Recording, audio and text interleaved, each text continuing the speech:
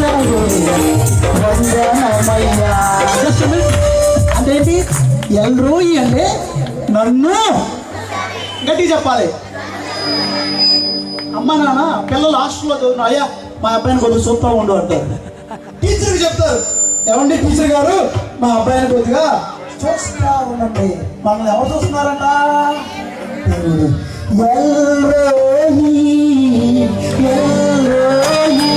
అయ్యా నన్ను చూసావే వందనమయ్యా.